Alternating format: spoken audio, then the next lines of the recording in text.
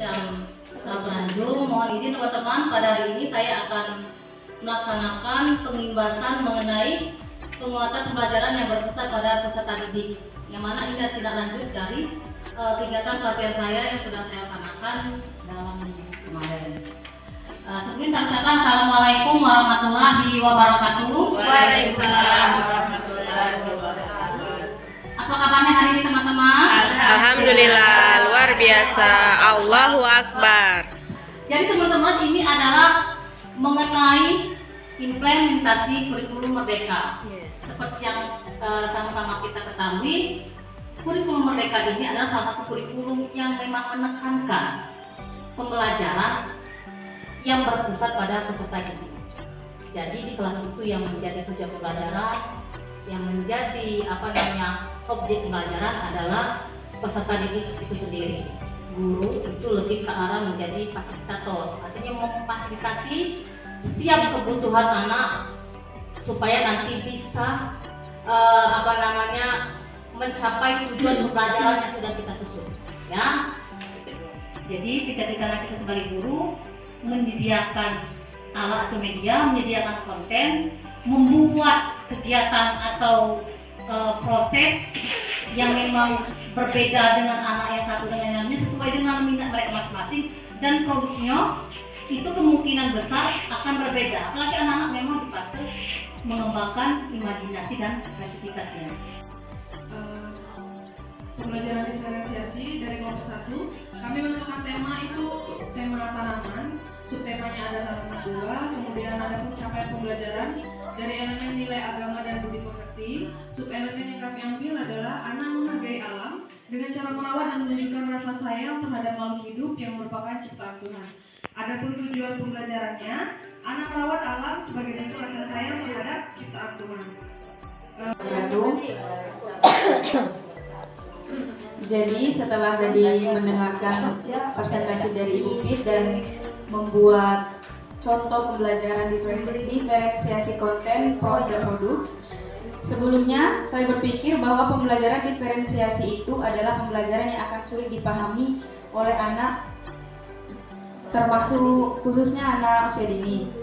Sekarang saya menyadari bahwa pembelajaran diferensiasi tersebut dapat meningkatkan minat belajar anak karena lebih inovatif sehingga dapat mengoptimalkan pembelajaran di kelas dan memfasilitasi minat dan cara belajar anak. Terima kasih. Wassalamualaikum warahmatullahi wabarakatuh. Nah, Ibu Kamila silakan. Bagaimana rasanya hari ini belajar seperti ini? Cara penyampaian seperti ini seperti tadi, dari konten, dari proses, kemudian produk.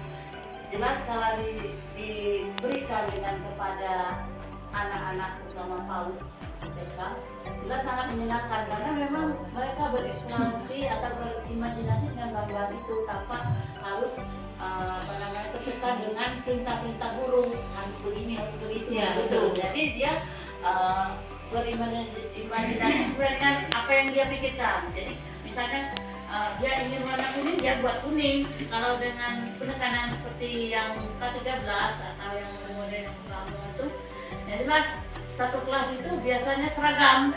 Ya, kalau dengan yang ini mungkin anak lebih senang, tapi guru itu harus lebih aktif lagi, kreatif lagi, menyiapkan bahan-bahan dan lebih lincah lagi tentunya. Kemudian perlu kekompakan di lembaga itu. Kalau ada kompak juga mau ngaji juga rasanya. Nah, itu kompak penting ya, kolaborasi. Betul, karena membereskan itu juga perlu bantuan teman sejawat untuk melanjutkan pelajaran berikutnya, untuk menyelesaikan segala yang sudah dipersiapkan itu tentunya perlu kolaborasi dengan kelas yang lain, karena memang untuk menyiapkan itu perlu waktu, tenaga dan pikiran. Jadi tidak bisa guru itu sendiri ya, kalau menurut saya karena apalagi kalau muridnya banyak.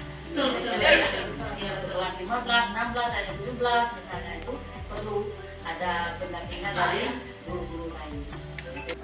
Diferensiasi ada 3. Yang pertama konten, proses produk. Nah, itu yang bisa saya simpulkan pada hari ini. Harapan saya ke depannya kawan-kawan bisa membuat modul ajar yang terdiferensiasi supaya nanti anak-anak itu bisa berkembang dengan baik dan nyaman juga, karena memang mereka diberikan ruang untuk berpikir dan beraktivitas. Nah teman-teman, mungkin hanya itu yang bisa saya sampaikan.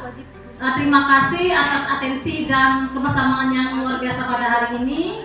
Demikian dari saya akhiri dengan wassalamualaikum warahmatullahi wabarakatuh. Waalaikumsalam warahmatullahi wabarakatuh. Aku